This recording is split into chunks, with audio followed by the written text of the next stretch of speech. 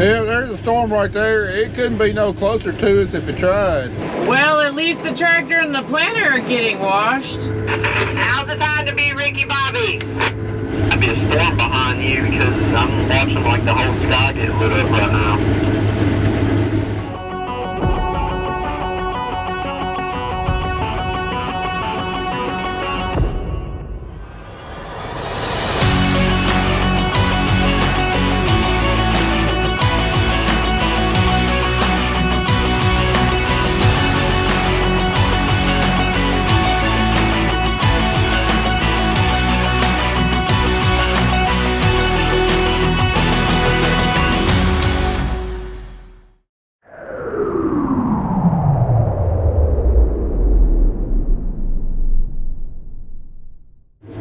Anyway, when I was outside, I heard it thundering pretty good over there. I don't think it's very far away, and it is slow going on this farm. This week's sick. It's yielding better than what I originally thought. It's yielding about 85 or so, but you see how thick it is. I mean, a lot of it has gotten down.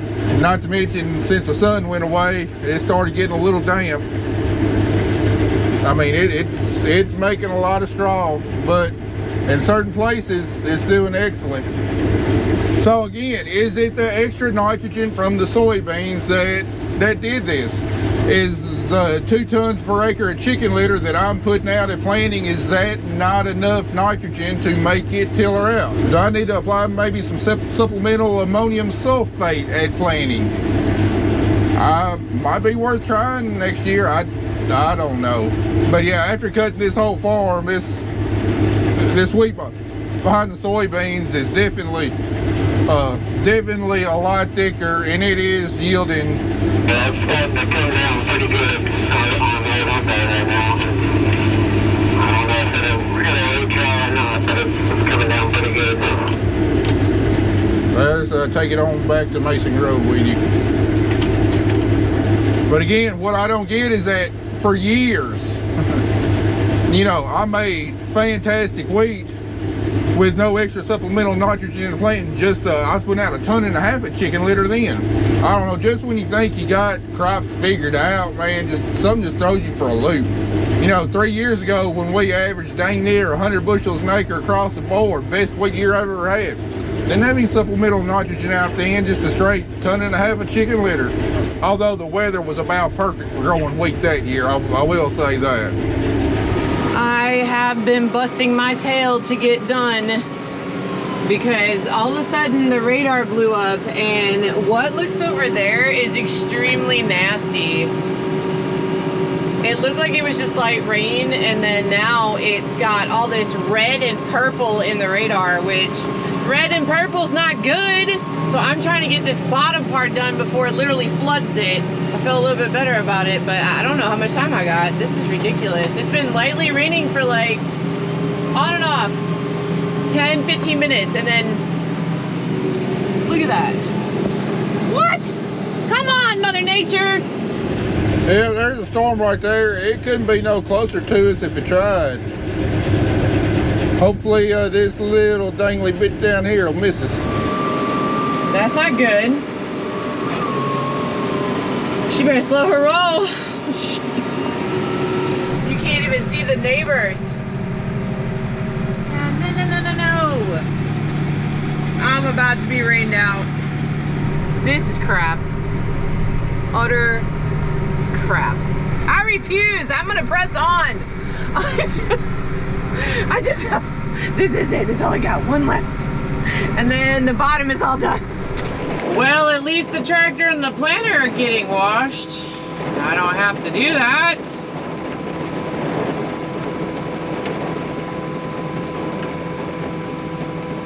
That was a lot of rain. And the sun's about to come out. So, yeah, I don't know. I think I'm gonna head to the front and see if Matt just wants me to come over to the field that they're in. I literally have 8 acres. That's it. Well, we just got that last field done over there, and I just cut my header on, and some big old fat raindrops started falling. I mean, we're just literally right there on the edge of it. It's blowing up big time just right after it gets past us. I don't think this is necessarily going to rain us out. Look, the sun's right there. But the raindrops falling sure are fat. I mean, I can literally see it coming down right there where those trees are. That's where the line is. And the line just, the line just made it to us. Well, crap. Kelly just sent me this video where she's at. She's got rained out, and she's literally a half a mile down the road and got a flood at that farm that we were just at. I told her to fold up and come over here. I mean, she can plant over here. Finish up that other field another day, I guess.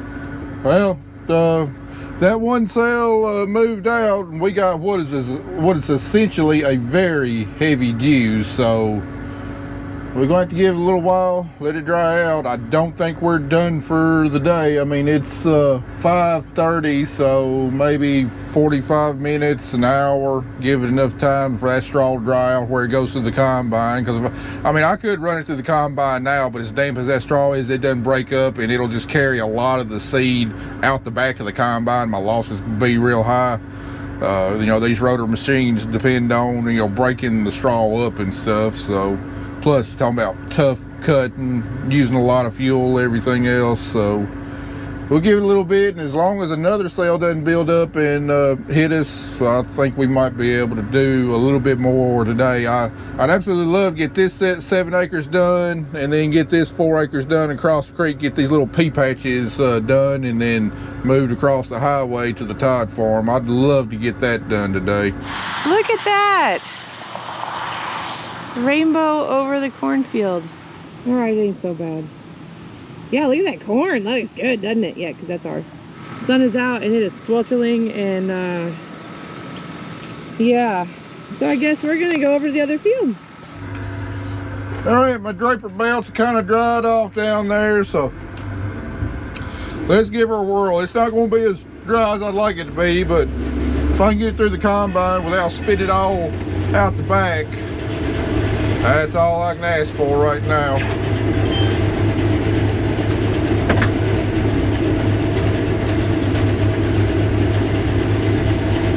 Well, it's definitely kind of slow going, but my loss monitors is showing it ain't coming out the back, so my moisture meter's reading about 13 and a half. So maybe we'll be able to get this done. All right, Carter, this next field across the creek is going to be Werner Smith's. It's going to be a separate farm, and I want you to go out in front of me and kind of block traffic. I'm going to try and keep my header on just to cross that bridge and get into the field. But once you get across the bridge and block traffic, I'll come in behind you, and then you can go on up there to that second entrance. I'm going to pull in that little place where you pulled in with a service truck. The Smith family, right? This right here is Smith's family, yes. But the one across the creek is Werner Smith, and it's a different farm. So where are you going while I pull the service truck in? Yeah. All right, let's try this. I just hope these people just give me the 45 seconds to a minute. Where do you want me to block traffic? To my right or left? To your right, people that were going to be coming towards me and meet me.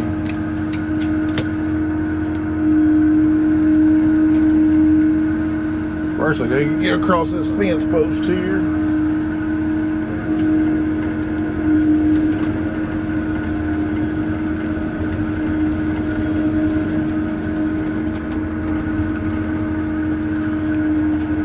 Freaking limbs and stuff. Madison County won't freaking trim the trees next to the side of the road.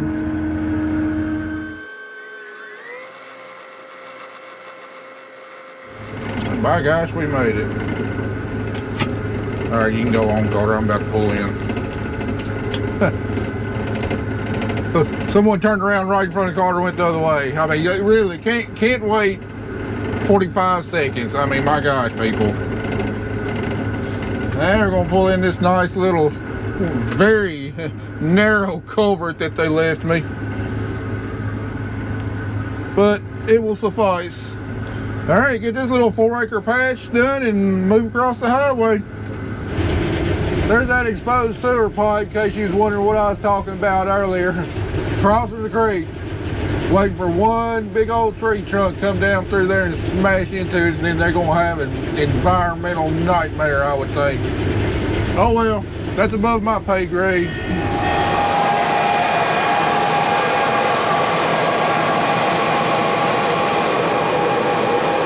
What? Come on. Well, I guess it's ours now. I also found Chuck's right over there. And now this. And it's not lightweight.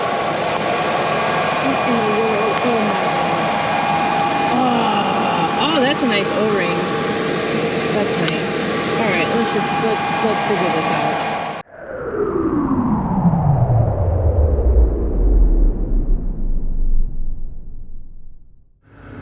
All right, got all that done, crossed the highway there and got moved over here to Todd Farm. We on borrowed time though. Look at all that mess coming in. We not getting till 1 o'clock tomorrow. That's for dang sure. Whatever we get done this evening, that's probably gonna be it for quite a while. If we get till 1 o'clock tomorrow, we get dang close to half of our wheat crop done, but just don't see that happening. Might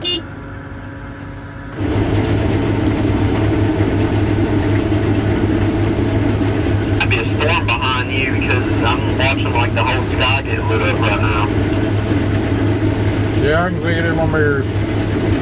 Blood cut the wheat tomorrow. Hey, well, we shut down tonight. I imagine we're done.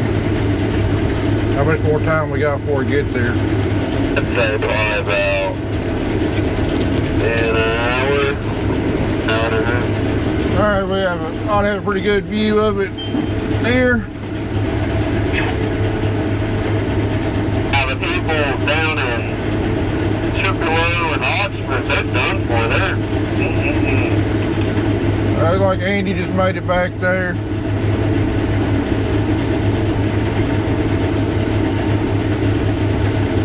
Yeah, there's some lightning, and it's on its way up here. Well, I'm just proud we got done what we got done today. I'm proud we got a few more hours this afternoon. We've got about 60 acres done today. Not bad considering all the times we had to change farms and got rained out 45 minutes, plus the late start from cutting them trees up. Not quite half done with our wheat crop yet. In 3.5 days, we got about 220 acres cut. I'm kind of scared. Whenever we do get back in the wheat field after this, the wheat we cut after that might not even be worth selling. I'm really scared what the quality is going to be, especially if we get a rain every day like what the forecast is talking about. I just can't express how much it sucks to get right here at the finish line of a crop, and then you're not able to go across that finish line and you get big losses. Maybe we'll be surprised, but based upon past experience, I just don't have high hopes for the quality of what's going to be left in the field after tonight. I fixed the light on my auger out there. All right, that's going to do it for today. Carter, you carry the service truck on in. I think I'm going to carry my combine in tonight with what's coming up here. I really don't want to get my combine wet and have all that wheat seed start sprouting, so I'm going to go take it in and put it under a shed. Andy, just make sure you get that dump pit closed up. Make sure all the doors and stuff on the bins are locked up tight. All ready? Kelly, how much longer are you going to try and run over there? I don't know, Terry. Like, I don't know. You got the truck over there, so just head in whenever you feel like it. The problem is the dog at my feet. Yeah, well, what's coming tonight and the next few days, my combine might get continually soaked out here, and don't want that to happen. Even if I spend a whole lot of time blowing this thing off tonight, I mean, there's still going to be wheat seed in places you really can't get to. And once it gets wet, and if it stays wet for several days, it'll start sprouting. And even like, and especially like inside the combine, water will leak in there, and that stuff will start sprouting. And you got all those roots that get entangled, and it just creates like a mat of stuff that's a pain in the rear to clean out and everything. So, I mean, it's a 10-mile drive heading in, but still, it's better than me having to spend an extra half a day just reaching in crevices and cracks here in the combine and pulling that stuff out after it's germinated. If I can keep this combine from getting wet, it just makes cleanup on it so much easier. All right, we all gonna head in. We'll see what the next few days bring. Hopefully our next wheat harvest video won't be too many days away.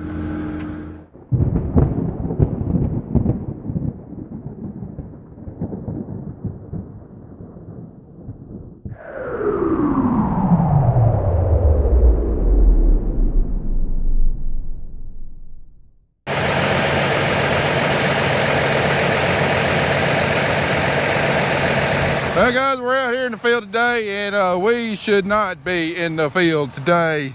I mean, it's about as wet as I've ever seen it. The other night, Thursday night, we got 3.8 inches of rain out of that storm system, and then yesterday we got a little over another ½ inch total between yesterday and last night. And let me tell you guys, it is muddy out here. But we really don't have much choice but to be out here, because we've got to get our beans that have already been planted, we've got to get them sprayed. And let me show you why. All right, the seed trench is going to be somewhere in here. All right, there we are right there. That right there is one of our soybeans that we planted 2 days ago. And that one was fairly deep. I guarantee you, in probably less than 2 days, that soybean is going to be up. And I know there's going to be some out here that probably got a little bit shallower. Well, and as I speak, there's one right there. It's on top of the ground. You see? It's already planted itself, and it's above the ground. And the burn down mix we're spraying is paraquat, metribuzin, and Valor. And all three of those chemicals is deadly to anything that is already emerged. Now we're spraying the paraquat out here for any weeds that have already come up, specifically Palmer amaranth, if we got any pigweeds up. Which on this farm we have had scattered ones in the past. We got to get them killed before the soybeans come up. The metribuzin and Valor are residual herbicides that keep weeds from coming up, but they will destroy the soybeans if they're sprayed over the top of the soybeans. It's got to be sprayed pre-emerge. So weatherman's talking about another 80% chance of rain today after 4 o'clock. And these fields not going to get any drier anytime soon. I know that they're definitely not going to dry up before the beans emerge, and we've got to get these soybeans sprayed. We think Kelly's got about 70 acres of soybeans that are planted that have not actually been sprayed. So I know we're going to make a mess out here, but we just don't have any other options unless we want to battle weeds all summer long. It would cost us a heck of a lot more in herbicides than what it normally would. You know, the margins this year, the margins are tight. We don't have that extra money. Take a lot more time, a lot more manual labor, hand weeding, you know, any pig weeds that's out here. So I'm deciding I'm gonna opt for a set of ruts every 100 foot across the field rather than dealing with problem weeds all summer long. Now this field that we're standing in, it was actually ripped 2 falls ago. We didn't rip this whole farm. We just ripped select areas on this farm, and they're going to definitely be a little softer than the straight no-till. You can see the tracks we made pulling the sprayer up here to the water truck here in this ripped ground. This is probably going to be the worst that we're going to see. We're not going to leave ruts, but we're definitely going to leave some tracks. Now once we get to the ground that never has been ripped, I expect it'll hold us up a little better, but it's still going to do more damage to the fields than what I like. But guys, this year we don't have a choice. I mean, through the first half of this year, we received about 38.5 inches of rain. And a big part of that has been falling at one time over a period of 3 to 4 days. Then we'll get a little dry stretch, another 3 to 4 days, lots of rain and everything else. Our annual average rainfall for this area is 52 inches a year, and we're already at 38.5. Now, based upon the laws of averages, there's a reason that it's called an average. So we've gotten all of our rain here on the front end. It would not surprise me if the last half of the year is extremely, extremely dry, which we know what that's going to do for yields. But the last 2 years have just been years of extremes, either extreme rainfall or extreme drought. There's just been no happy medium. It seems like we haven't had a happy medium in farming for a long, long time. But anyway, we're kind of between a rock and a hard place, and we can't move the hard place, but we can try to nudge that rock a little bit. So we're gonna get our beans sprayed. Well, it's definitely a slip and slide out here. My auto steer keeps trying to hunt to try and stay on the line, but we are getting across the field. We haven't gotten stuck, but it's holding us up surprisingly better than what I thought it would. I mean, it's squishing down, you know, 2 to 3 inches and kind of squishing that mud out, but it's not really sinking down and digging in to the soil. It's a good thing about long-term no-till. I mean, even when you got standing water in a couple, you know, low-lying places, I mean, it can still hold you up and you won't get mired down in mud. Now, where I'm turning at the end of the fields, and then if I'm like on any trying to stay on a hillside, I mean, it's causing some damage there, but I mean, there ain't nothing we can do about that. We just gonna have to come back and fix it later. Well, I'm sure I'm glad this thing's got 4-wheel drive, otherwise it'd be almost impossible to steer and stay on track and whatever if we didn't have those front wheels spinning too. I mean, looking over there, I mean, you can't even see my wheel tracks. Well, you can see them a little bit right there where we're in a wetter spot. And we got standing water right there. And right here where it's standing water, just pulling hard. That was a ripped spot last year. And you can see our inroads right there, and we've had to go over those twice coming back to our spot. And I mean, you got some very shallow ruts, but I think for the most part, after a couple good rains, I mean, in most spots of these fields, you really won't be able to tell the sprayer's been out here. They'll kind of fill in and everything. Definitely not something that I want to do, but something that we got to do. Anyway, we're going to spray out this load, and probably another few acres ought to get us done, and we're going to make tracks for the house. Well, sure looks like I made the right call to get out there and spray. All it's doing is just getting wetter.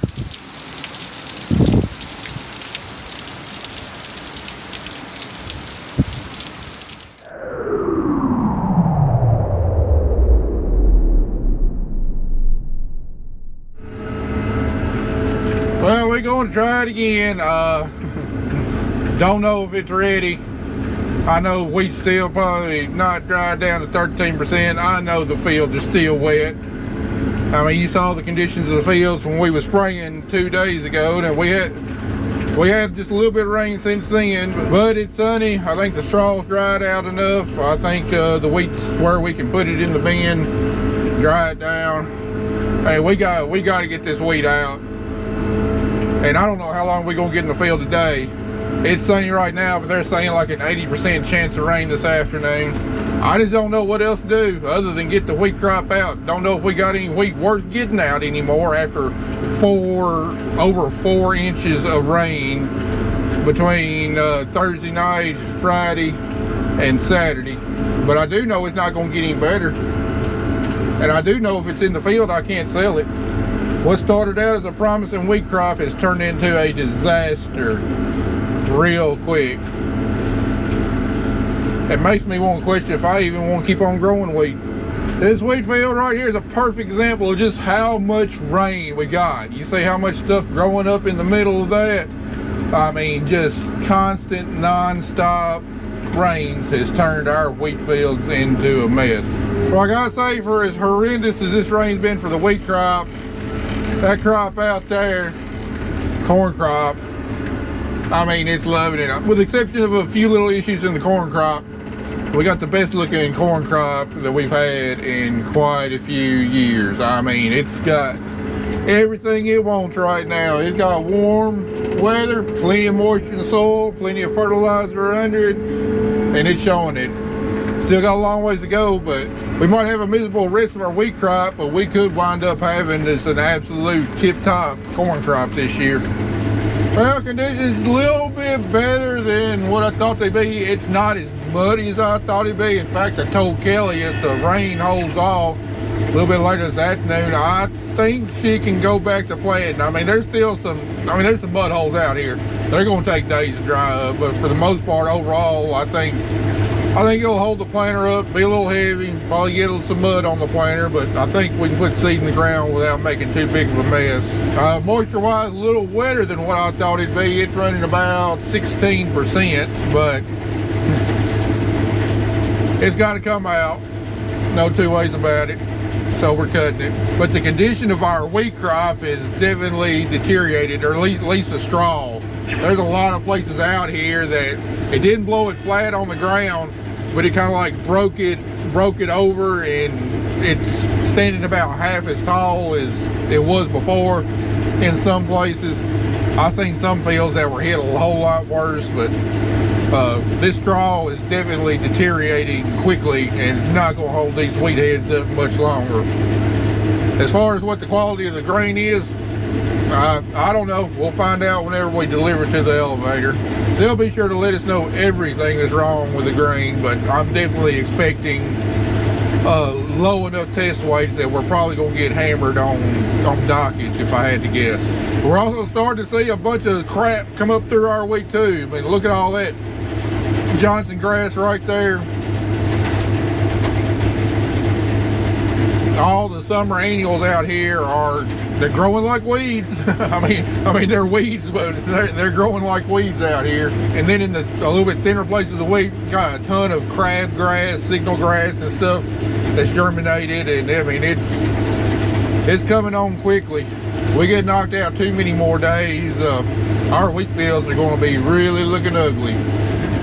It didn't take long for things to start clouding up there. We got some pop-up showers over there. We've already had one small pop-up shower to our west slip by us.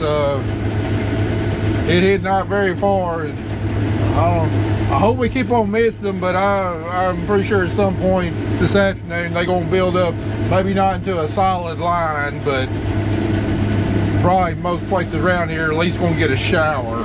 But we've already done more today than I ever thought we were when I woke up this morning and looked at the forecast. We've almost got a truck cut, and this morning I didn't even think that there was a slim chance that we'd even carry our combine to the field, and here we are. We got almost one load cut. Moisture's dropped down to about 14.2%, so it's drying out pretty quick. Hopefully Kelly's gotten that planter going, putting some beans in the ground. I told her, come on out here after lunch and try and get a few beans planted. Yields are actually surprising me a little bit. I was really expecting to have lost a lot of yield after that 4 inches of rain, but I mean, they're still holding steady in the 70s and 80s in the better spots of the fields, and then 50 to the 70s, you know, around the inrows, around the tree lines and stuff. So for the most part, it's still standing pretty good, even though it's leaning pretty heavy. We get another event like we had this weekend, though. I don't know if there'll be any wheat left to cut or not. It'll be smooth on the ground. Those stalks have gotten weak. Then looking over there at my cut straw, I mean, it's just grinding it up into a powder right now. That straw is extremely weak. We've definitely got more and more places flat on the ground like this right here.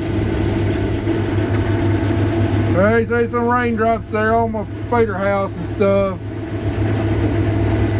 There's our 80% chance. It's going to be coming down real good here in just a minute. Well, that might be it for today, and tomorrow, and Wednesday. Who knows? Oh wow, I'm at the intersection pulling out of tide, and it's raining on the other red light towards the bowling alley. And you can't even see past the red light, so I don't know if it's going to go around us, but if it doesn't, we're going to get wet. I'm already wet back here. Carter, you better hurry up and get back here with the grain car before we get a bunch of wet wheat. How's the time to be Ricky Bobby? Yep, we done.